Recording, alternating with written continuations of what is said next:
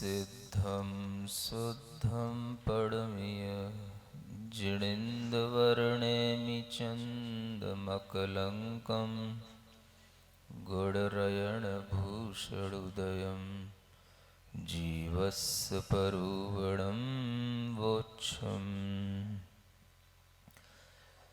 गोमटसार जीवकांड ग्रंथराज में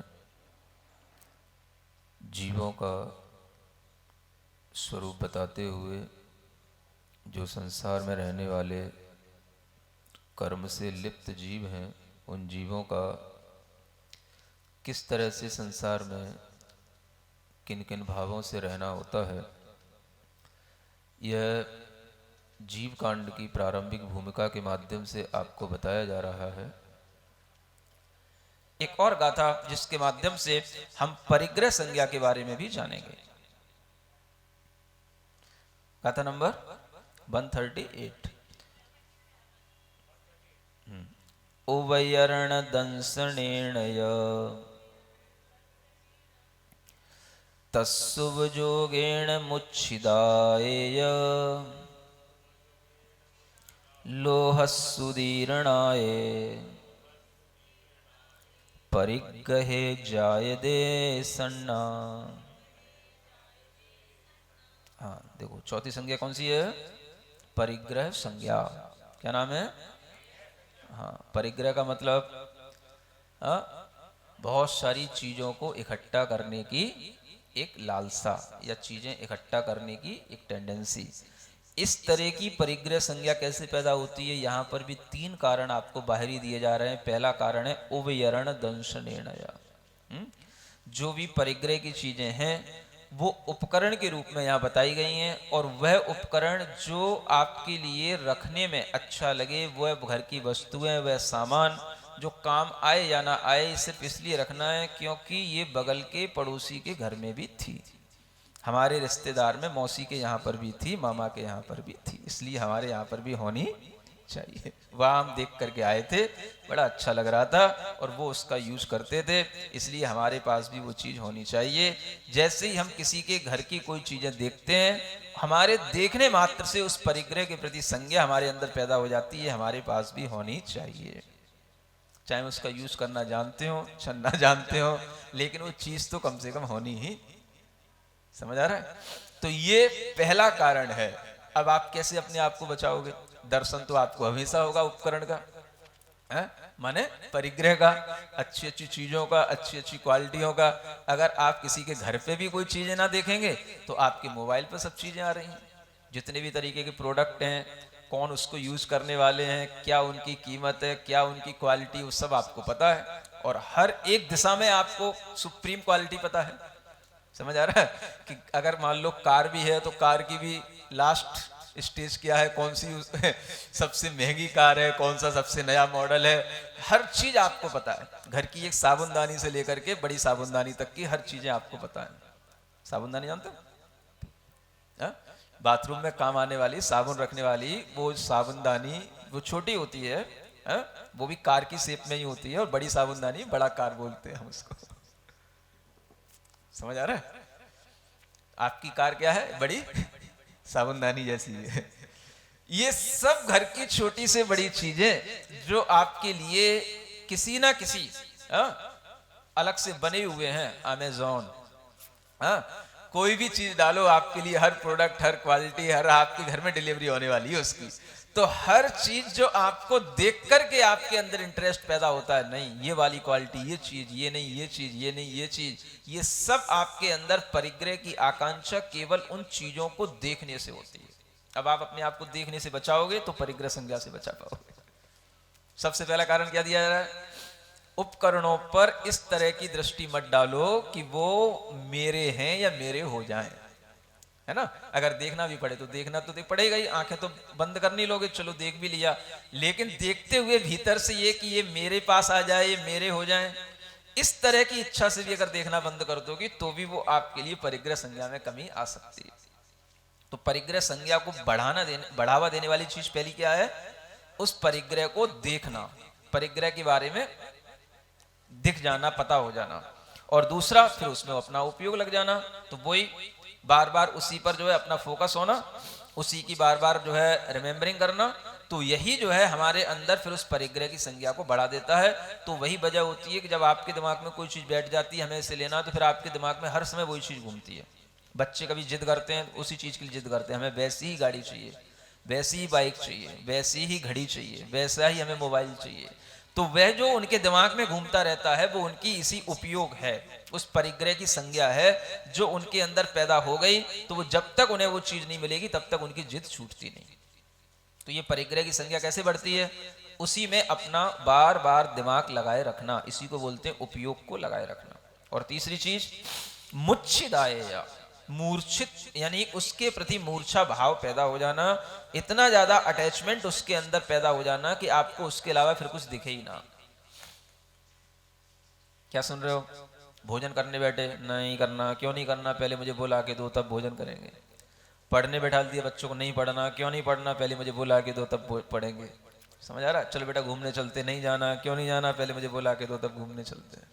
तो उसके दिमाग में मूर्छा पड़ गई। अब तो मूर्छा के कारण से अब उसे और कुछ नहीं दिखेगा, सिर्फ वही चीज दिखेगी, बुला के दो, बुला के दो, बुला के दो। समझ में आ रहा है? ऐसी जिद आप में तो नहीं आती? हम बच्चों की बात तो कर रहे हैं। आप भी बच्चे हो कि भीतर से कि बाहर से ही हो? बड़े दिख रहे हो।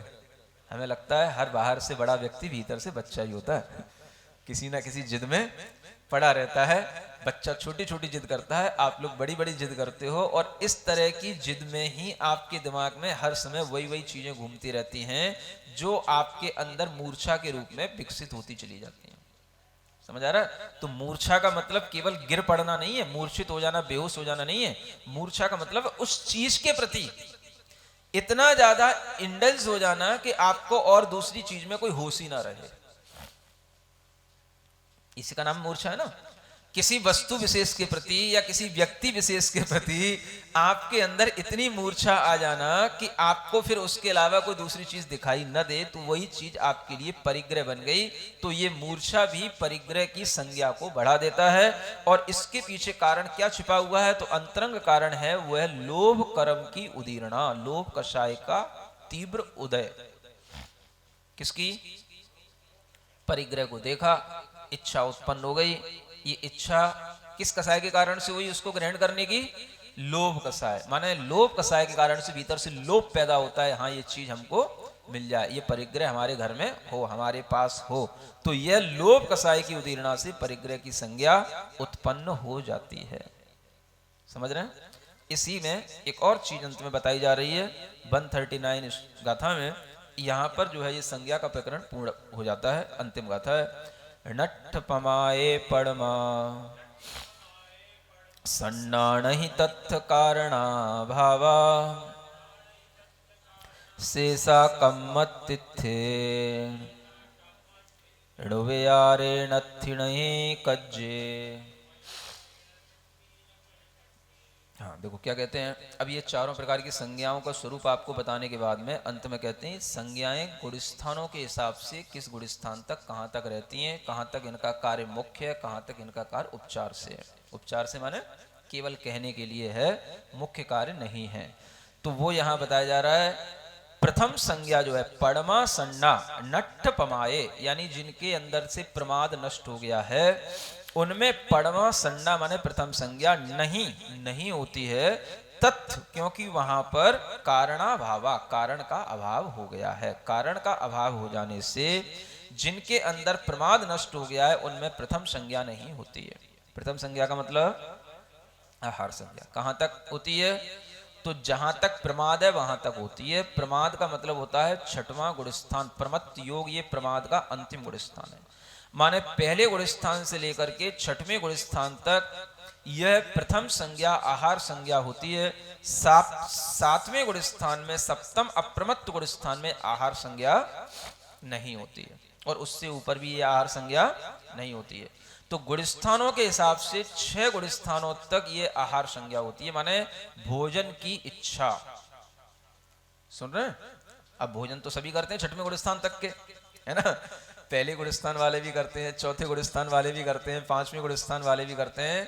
लेकिन मुनि महाराज का छठवां सातवां जब ये दोनों गुणस्थान होता है तो दोनों गुणस्थानों में इच्छा जो भोजन की होगी वो केवल प्रमत्त गुणस्थान में ही होगी। यानी कि जब अंतर अंतर मुहूर्त में उनके अंदर प्रमत्त गुण स्थान आता है तो विप्रमाद की कारण से उस इच्छा के साथ वो जुड़ सकते हैं। लेकिन अगर वह उस प्रकार की प्रक्रिया से दूर हैं तो प्रमत्त गुण स्थान होने पर भी उनके अंदर वो इच्छा पैदा नहीं होगी। इसका मतलब ये नहीं समझना कि जब जब उनके अंदर छठवां गुण स्थान आएगा तब तक आहार संज्ञा पैदा होगी। इसका मतलब यह है कि जब जब उनके अंदर आहार की संज्ञा पैदा होगी तब तब प्रमत्त गुण स्थान होगा। समझ में आ रहा है ना? हर समय पर प्रमत्त गुण स्थान तो हर समय बना रह सकता है, तो हर समय पर उनके अंदर आहार की संज्ञा पैदा नहीं होती। आहार जिस समय पर वो ग्रहण कर रहे होते हैं उस समय पर वह आहार करते समय पर आहार ले रहे हैं। लेना, ये जो लेने की इच्छा है ये प्रमत्त गुण स्थान के साथ है। सुन रहे हैं? और लेने के बाद जब तक वो पूरा नहीं ले पा रहे तब तक भी अप्रमत्त गुण स्थान में रह सकते हैं। जब तक ले रहे हैं, लेने के बाद जब तक उसको ले रहे हैं, चबा रहे हैं, तब तक भी अप्रमत्त हो सकते हैं। सिर्फ लेने समय, जैसे ही लेने की इच्छा हुई, लेना, ये क्या हो गया? ये प्रमत्त गुण स्थान का सूचक है। समझ में आ रहा है? तो प्रमत्त गुण स्थान तक ही ये आहार संज्ञा है।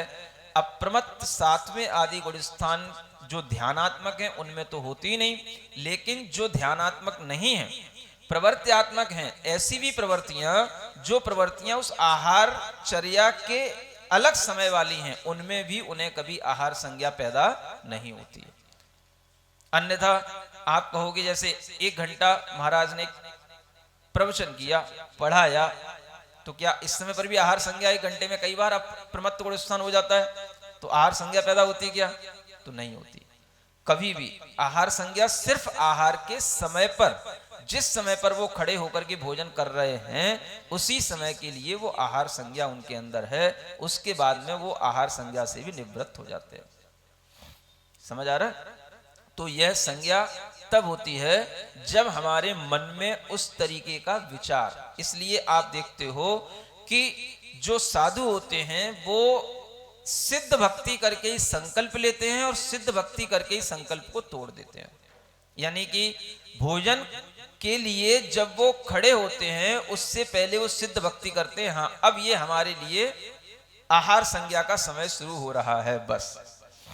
समझ आ रहा? अब ये लॉक खुल रहा है और जैसे ही वो बैठ गए, उन्होंने सिद्ध भक्ति पढ़ ली, लॉकडाउन हो गया। समझ आ रहा है? आहार संज्ञा की अब कोई चर्चा नहीं, कोई चिंता नहीं, कोई वार्ता नहीं, कोई विचार नहीं, कोई सोच नहीं। समझ में आ रहा है? सिर्फ उनकी उतने समय के लिए होती है। अब आप गृहस्थ हैं, आप अपनी सोचें।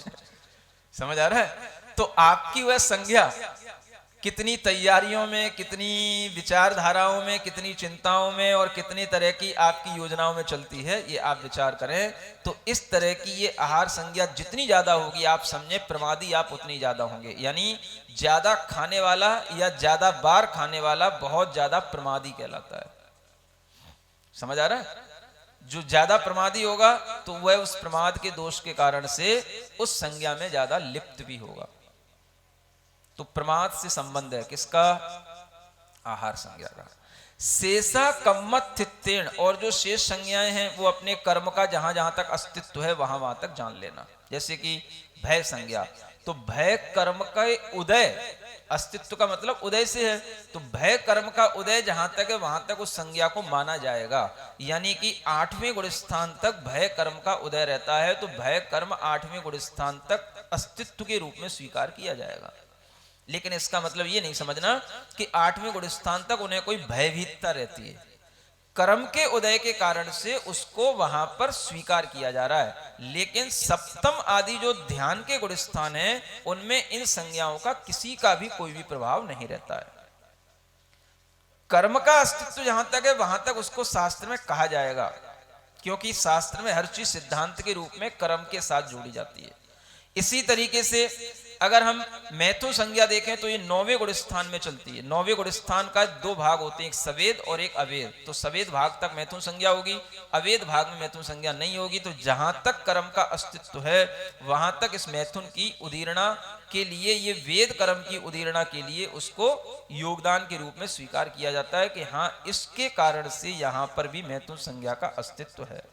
लेकिन इसका मतलब ये नहीं है कि वहां पर कोई उनके अंदर मैथुन की इच्छा उत्पन्न होती है। वो सिर्फ क्या है, वेद कर्म का जब तक उदय है तब तक उसके लिए संज्ञा कही जाएगी सिद्धांत के अनुसार। तो इसी को बोलते हैं मुख्य और उपचार। तो मुख्य जो संज्ञाएं दिखाई देंगी वो सब होंगी निचले गुण स्थानों में प्रमाद के साथ, और जैसे ही अप्रमत्तता आ जाएगी तो उसमें वह संज्ञाएं कही तो जाएंगी लेकिन वो उपचार से कही जाएंगी। तो ध्यान के गुण स्थान है 8वें 9वें आदि गुण स्थान। अब इन गुण स्थानों में संज्ञाओं का क्या उपयोग है, कुछ भी नहीं है, लेकिन कर्म का उदय है इसलिए वहां पर उपचार से उनको संज्ञा कहा गया। इसलिए उव्यारेण अत्थि माने उपचार से वो संज्ञाएं हैं जहां तक उन कर्म का उदय है। ऐसे ही परिग्रह संज्ञा, अब परिग्रह किससे होता है, लोभ कसाय के कारण से। तो लोभ कसाय कहां तक है, तो 10वें गुण स्थान तक है, क्योंकि जो राग है वो लोभ कसाय की ही परिणति है। तो वहां 10वें गुण स्थान तक लोभ कसाय का कोई काम तो है ही नहीं, वो तो शुक्ल ध्यान में लीन है। तो वहां पर उस कसाय का कोई उदय का कोई भी वेदन नहीं होता, कोई उस तरीके के भाव या विचार नहीं आते, लेकिन कर्म का उदय वहां तक होने के कारण से 10वें गुण स्थान तक परिग्रह संज्ञा का सद्भाव मानना होगा, क्योंकि 10वें गुण स्थान तक राग है। जहां तक राग है वहां तक परिग्रह है, वहां तक लोभ कसाय की उदीर्णा है, और उसके बाद फिर उसका अभाव है। तो 10वें गुण स्थान तक भी उसका जो सद्भाव मानेंगे तो किस अपेक्षा से, उपचार से, मुख्यता से नहीं है। मुख्यता से तो वो जो परिग्रह को रख रहे हो, परिग्रह में आसक्ति रखते हो, परिग्रह को देख करके जिनके अंदर उस परिग्रह की ग्रहण करने की संज्ञा उत्पन्न हो जाती है उनके लिए मुख्य है, और बाकी जिनके लिए ऐसा कुछ नहीं है उनके लिए वो परिग्रह संज्ञा सब उपचार से आगे के गुण स्थानों में कही जाएगी। तो इस तरह से उनके उस संज्ञा को उपचार और मुख्य रूप से यहां पर गुण स्थानों के अनुसार से जानना चाहिए। तो उव्यारेण अत्थि नहीं कज्जे कि, लेकिन उसका वहां पर कोई कार्य दिखाई नहीं दे रहा है, इसलिए वहां पर वो उपचार से होती है। 10वें गुण स्थान में, 9वें गुण स्थान में, 8वें गुण स्थान में, 7वें गुण स्थान में जो ये संज्ञाओं का सद्भाव है उनका वहां पर कार्य नहीं दिखाई देगा। संज्ञाओं का कार्य क्या, उस तरह की विचार या प्रवृत्ति होना, वो विचार या प्रवृत्ति 7वें आदि गुण स्थानों में होती ही नहीं है, इसलिए वहां पर उनका कार्य नहीं होने के कारण से उपचार से वहां तक संज्ञाओं का अस्तित्व माना जाता है, कर्म के उदीर्णा के कारण से। वैसे उसका मुख्य रूप से कोई कार्य नहीं होने से वहां पर संज्ञाओं का अभाव ही कहा जाएगा। इसलिए इस तरह से संज्ञाओं का गुण स्थानों के अनुसार जो विभाजन है वो बता दिया गया, और ये विभाजन जान करके संज्ञाओं का ये प्रकरण यहाँ पर पूर्ण हो जाता है। इसके बाद जो आगे प्रकरण प्रारंभ होगा वो आगे बताया जाएगा। बोलो महावीर भगवान की। सिरिजिण वाणी जग कल्याणी जग जन मदतम मोह हरि जणमण हारी गढ़हर हारी जम जरा भव रोग हरि तिथियराणम दिव्यजुणिम जो पढ़ई सुणई मई धारई राणम सखमणंतम दरिये सासद मुख पदम पावई।